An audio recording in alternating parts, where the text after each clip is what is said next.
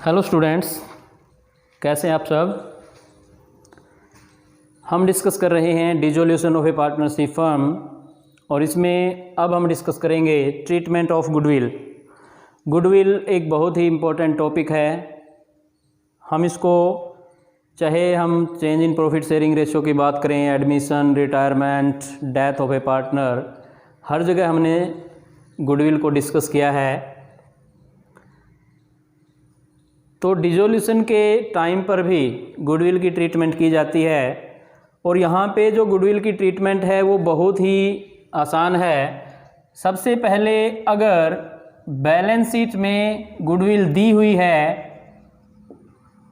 तो उस दशा में जो एंट्री होगी गुडविल की, बाकी जो असेट्स हमने रियलाइजेशन अकाउंट में ट्रांसफ़र किए हैं ठीक वैसे ही होगी और एंट्री हम करेंगे realisation account debit to goodwill. जो भी अमाउंट दी होगी उससे हम इसको कर देंगे। दूसरा, अगर गुडविल जो है बैलेंस शीट में नहीं दी हुई तो जो ये एंट्री है ये एंट्री हम नहीं करेंगे। फिर अगर गुडविल से कोई गुडविल की सेल से हमें कोई अमाउंट मिलती है तो उसके लिए हम एंट्री करेंगे कैश या bank account debit to realisation account. अब ऐसा भी हो सकता है जैसे हमने बाकी असेट्स की बात की हो कि अगर किसी पार्टनर के द्वारा गुडविल को लिया जाता है, टेक ओवर किया जाता है, तो उस दशा में हम एंट्री करेंगे partners capital account debit to realisation account. तो यहाँ पे गुडविल की ट्रीटमेंट जो है बहुत आसान है। अगर गुडविल बैलेंस शीट में दी हुई है तो हम एंट्री करेंगे बाकी असेट्स की तरह realisation account debit to goodwill, और अगर बैलेंस शीट में नहीं है तो ये वाली एंट्री हम नहीं करेंगे। फिर अगर गुडविल की सेल से कोई अमाउंट रियलाइज होती है तो कैश और bank account debit to realisation account. ऐसा भी हो सकता है कि उस गुडविल को कोई पार्टनर टेक ओवर कर ले, उस दशा में हम एंट्री करेंगे partners capital account debit to realisation account. फिर जैसे हमने बाकी असेट्स की बात की थी ठीक उसी तरह अगर क्वेश्चन में गुडविल के बारे में नहीं दिया हुआ कि उससे क्या अमाउंट रियलाइज हो रही है तो हम ये मान लेंगे कि गुडविल से कुछ भी हमें नहीं मिला, बिजनेस को से उसकी जो रियलाइजेशन वैल्यू है वो नील है, कोई अमाउंट उससे प्राप्त नहीं हुई है। तो अब हम अकाउंटिंग ट्रीटमेंट करते हैं। ये पूरा क्वेश्चन दिया हुआ हमारे सामने, XYZ की ये बैलेंस शीट है। इस बैलेंस शीट में जैसे हमने बात की थी यहाँ पे गुडविल दी हुई है तो इसको हम दूसरे जो असेट्स हैं उसकी तरह ट्रांसफ़र करेंगे रियलाइजेशन अकाउंट में। तो वही अकाउंटिंग प्रोसेस पूरा का पूरा, सबसे पहले रियलाइजेशन अकाउंट बनाया जाएगा, फिर partners loan account, partners capital account और लास्ट में इसमें क्योंकि बैंक बैलेंस दिया हो तो हम बैंक अकाउंट बनाएंगे और सारी एंट्री जो भी जहाँ भी कैश की बात होगी तो बैंक से हम एंट्री कर देंगे सारी की सारी। तो आइए शुरू करते हैं। सबसे पहले सारे के सारे कैश और बैंक बैलेंस और फिक्टिशियस असेट्स को छोड़कर हमने एंट्री करनी है realisation account debit to assets account.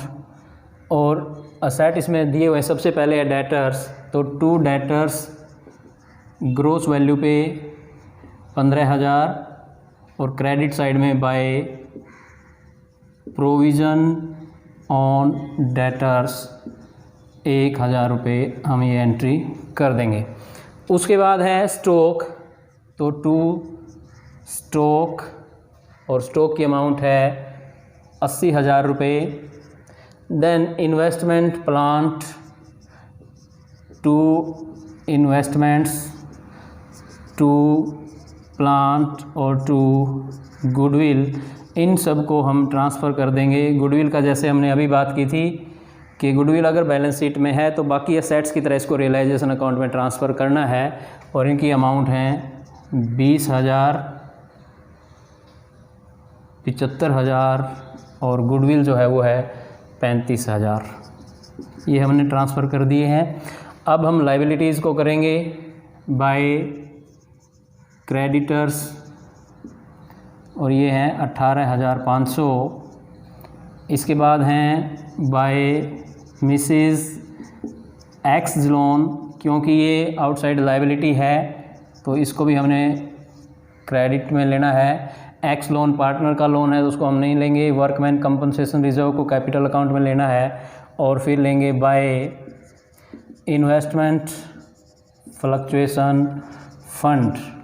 इसके लिए ध्यान रखें अगर क्वेश्चन में इन्वेस्टमेंट्स दी हुई हैं तो हमने इन्वेस्टमेंट फ्लक्चुएशन फ़ंड को रियलाइजेशन अकाउंट में लेना है, और अगर इन्वेस्टमेंट नहीं है तो फिर आप इसको कैपिटल अकाउंट में ट्रांसफ़र कर देंगे।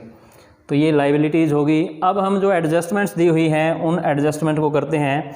सबसे पहले जो है रियलाइजेशन की बात करें, एक्स जो है इन्वेस्टमेंट को लेता है तो ये बाय एक्स कैपिटल हो जाएगा। 25% अगर हम देखें तो 20,000 का 25% 5,000, तो 25,000 में इन्वेस्टमेंट को लेगा। वाई टेक ओवर करता है डेटर्स को 5,000 वैल्यू के 4,000 में लेता है, और जो बाकी डेटर्स हैं 15,000 में से 5 घटाते हैं तो 10,000 बच गए। तो ये 10,000 जो है 75% पे रियलाइज़ होते हैं। तो यहाँ पे हम करेंगे बाय बैंक अकाउंट, और डेटर्स जो हैं 75% अगर आप करें 10,000 का तो ये बन जाते हैं 7,500। उसके बाद है स्टॉक 59,000 में बिकता है तो स्टॉक 59,000, और प्लांट जो है ये सोल्ड होता है 40,000 में।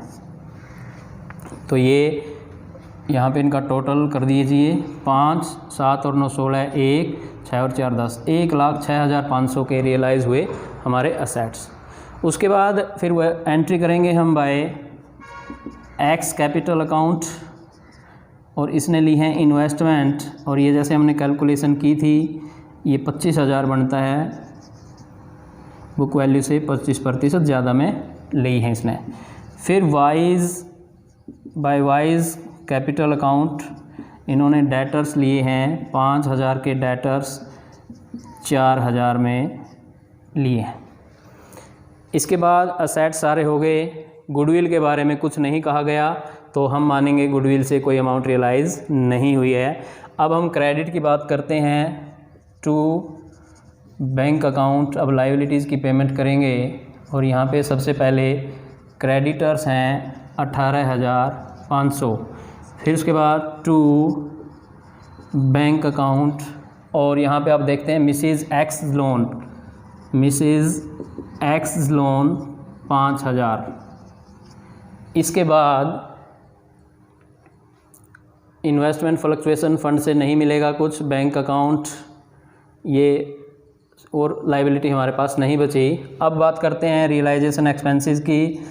To bank account realisation expenses ये 1,000 के हैं, और उसके बाद टू बैंक अकाउंट डैमेजेस जो हैं 8,000 रुपये की एंट्री हम कर देंगे।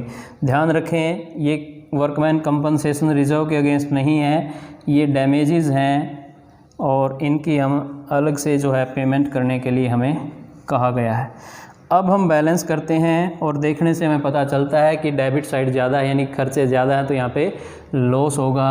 और टोटल अगर आप करें तो ये 5 और 5 10 और 5 15, 15 और 8 23, 23 और 5 28, 29 और 8 37, 3 4 और 8 12, 2 14, 7 21, 3 24, 25, और ये होगा 2,57,500,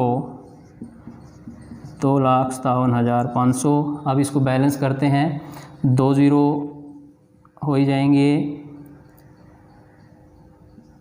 इसके बाद 5 और 5 10, 10 और 5 15, 15 और 0 15 का 5 हो जाएगा ये 1, 2 और 8 10 और 5 15, 7 22 और 6 28, 5 33 और 4 37, ये है 0 3 4, 4 और 2 6, 6 और 9 15, 1 और 1 2, 90,000 लॉस होगा। और यहाँ पे आप करेंगे by loss on realisation transfer to capital account XYZ, ratio है इनकी 3:2:1 और इसको बांटेंगे तो 6 15 तो ये 45,000, 30,000 और 15,000, इस तरह से ये बन जाता है। अब इसके बाद 1 नंबर का हमारा रियलाइजेशन अकाउंट बनाना होता है, वो बन चुका है। अब हम बनाएंगे पार्टनर्स लोन अकाउंट यानी कि एक्स लोन अकाउंट, और एक्स लोन अकाउंट यहाँ बना देते हैं हम। इसमें बस ये फॉर्मेट्स ही बनाना है, इसमें कोई लंबा चौड़ा कुछ भी है नहीं। पार्टिकुलर्स अमाउंट,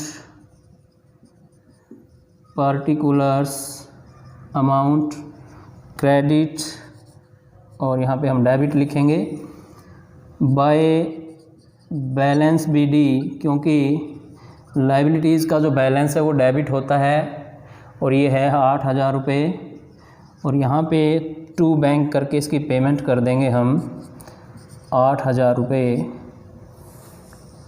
और इसको अगर आप बैलेंस करना चाहें तो ऐसे लिख दें, नहीं तो बिना लिखे भी काम चल सकता है। एक ही एंट्री है, ज़्यादा ज़रूरत इसकी नहीं है।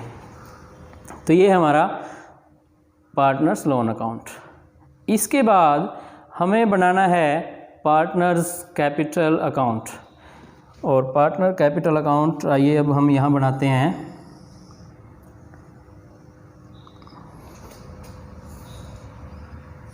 डेबिट पार्टनर्स कैपिटल अकाउंट, यहाँ पे हम क्रेडिट लिखेंगे। 3 पार्टनर हैं तो पार्टिकुलर्स, ये होगा X Y Z, इधर से हम 3 कॉलम बनाते हैं, और X Y Z यहाँ पे पार्टिकुलर्स। थोड़ा सा छोटा है ये बन रहा है, लेकिन ये ऐसे बनाने का पर्पज़ ये है कि सारे अकाउंट जब अगर हमें सामने दिखाई दें तो उसमें गलती होने की संभावना कम होगी। तो कैपिटल का बैलेंस भी लायबिलिटी की तरह क्रेडिट होता है आमतौर पर, इसलिए बाय बैलेंस BD। अगर डेबिट बैलेंस है तो इधर लिखेंगे, यहाँ पे क्रेडिट बैलेंस है सारे के सारे, तो 60,000, 56,000 और Z का है 40,000। अब जहाँ जहाँ भी कैपिटल अकाउंट हैं वो सारे के सारे हमने लिख देने हैं। तो यहाँ पे है by X capital account, by Y's capital, ये जो असेट्स टेक ओवर किए हैं तो इसकी एंट्री हो जाएगी यहाँ पे टू रियलाइजेशन अकाउंट, और यहाँ पे जो भी असेट्स हैं आप डिटेल लिख सकते हैं। असेट्स टेकन 25,000 X के द्वारा, तो यहाँ पे 25,000, Y के द्वारा 4,000, तो यहाँ पे 4,000 हम लिख देंगे। इसके बाद लॉस है तो यहाँ पे to realisation account, loss on realisation, और ये हैं 45,000, 30,000 और 15,000।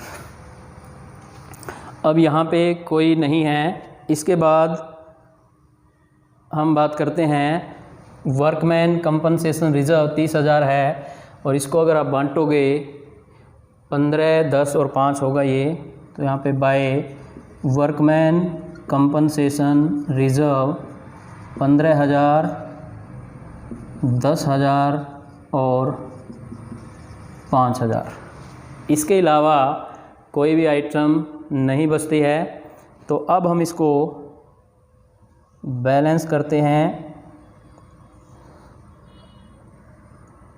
यहाँ पे हमें देखने से ही पता चल जाएगा ये 75,000, 66 और 45 क्रेडिट बैलेंस ज़्यादा हैं, तो आप इनको टोटल कर देंगे। ये होगा 75,000, 66,000 और 45,000। इनको फिर यहाँ लिखेंगे हम 75,000, 66,000 और 45,000। एंट्री यहाँ पे क्योंकि सबका क्रेडिट बैलेंस बचता है तो कैपिटल की पेमेंट अब कर दी जाएगी और एंट्री होगी टू बैंक अकाउंट। यहाँ पे हम लिख देंगे फाइनल पेमेंट और ये हमारा बैलेंसिंग फिगर है। तो इसको सेटिस्फाई करते हैं, बैलेंस करते हैं इसको। 5 और 5 10 और 5 15, 1 3 और 4 7, 5000 ही होगा यहाँ पे। और यहाँ पे करिए 3 0, 4 और 2 6, 3 और 3 6, 32,000 और ये होगा 30,000। ये हमारी फाइनल पेमेंट होगी। हमें 4 अकाउंट बनाने थे, realisation account, partners loan account और पार्टनर्स कैपिटल अकाउंट हम बना चुके हैं। अब जो है चौथा जो अकाउंट है वो हमें बनाना है बैंक अकाउंट और यहाँ पे बैंक बैलेंस हमारे काम आएगा। तो 1000 इसके हम यहाँ पे ही बैंक अकाउंट बनाते हैं।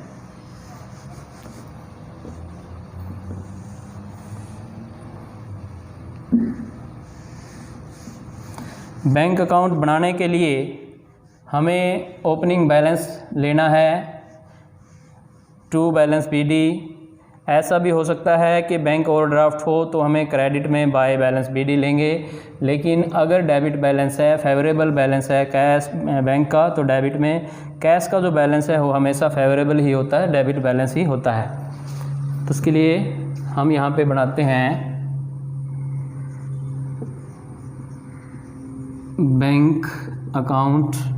हर अकाउंट की तरह debit, credit, particulars amount, particulars amount. अब हम शुरुआत करेंगे टू बैलेंस बीडी। बैंक का बैलेंस असेट साइड में बैलेंस शीट से में दिया हुआ है 1000। इसके बाद डेबिट साइड में सारी रिसीट्स, क्रेडिट साइड में सारी पेमेंट हमने लिख देनी है। रिसीट्स की बात करें तो यहाँ पे टू रियलाइजेशन अकाउंट, इसकी डिटेल लिखनी है तो आप लिख सकते हैं असेट्स सोल्ड और ये है 1,06,500। इसके अलावा यहाँ पे कोई रिसीट नहीं है। फिर हम रिसीट की बात करें तो लोन अकाउंट से नहीं मिल सकती, यहाँ पे भी कैपिटल अकाउंट में भी नहीं है। अब हम पेमेंट की बात करते हैं तो ये सारी की सारी पेमेंट हमने यहाँ पे लिखनी है by realisation account. Creditors 18,500 by realisation account. Expenses 1000 by realisation account. Damages 8000 by realisation account. Mrs X loan 5000। ये हमारे चारों यहाँ से 18,500, 1000, 5 और 8 ये हो गए। इसके बाद पार्टनर का जो लोन है इसकी पेमेंट हुई तो यहाँ से partner loan account debit to bank, तो ये भी पेमेंट है। तो यहाँ पे लिखेंगे बाय एक्स लोन अकाउंट और ये है 8000 का। तो यहाँ से रिसीट पेमेंट आ गई, पार्टनर्स लोन से आ गई। अब हम देखते हैं कैपिटल अकाउंट में और ये टू बैंक है, partners capital account debit to bank. तो ये है फाइनल पेमेंट 5,000, 32,000 और 30,000। तो यहाँ पे लिखेंगे बाय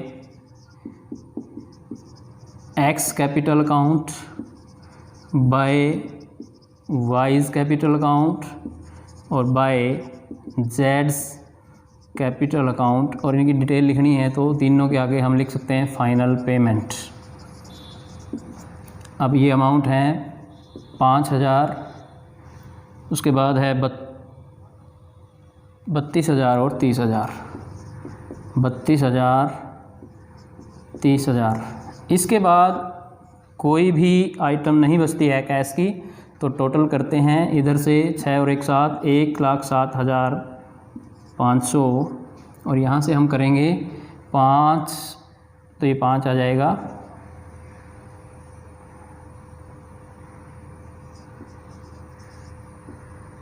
अब यहाँ से 8 और 1 9 और 8 17 और 5 22, 8 30, 30 और 5 35 और 2 37, 7 3 4 3 7 और 3 10, 1,07,500 डेबिट और क्रेडिट दोनों का टोटल सेम है। इसका मतलब हमारा जो क्वेश्चन है वो अर्थमेटिकल रूप से बिल्कुल सही है। तो ये है हमारे अकाउंटिंग ट्रीटमेंट या अकाउंटिंग प्रोसेस ऑन डिसोल्यूशन, जिसमें हमने साथ में गुडविल की ट्रीटमेंट भी की है। ये पूरा फुल क्वेश्चन जो है ये हमने किया है। उम्मीद करता हूँ ये आपको समझ आया होगा। अगर कोई डाउट है तो आप कमेंट सेक्शन में डाल सकते हैं, तो उसका सॉल्यूशन कर दिया जाएगा।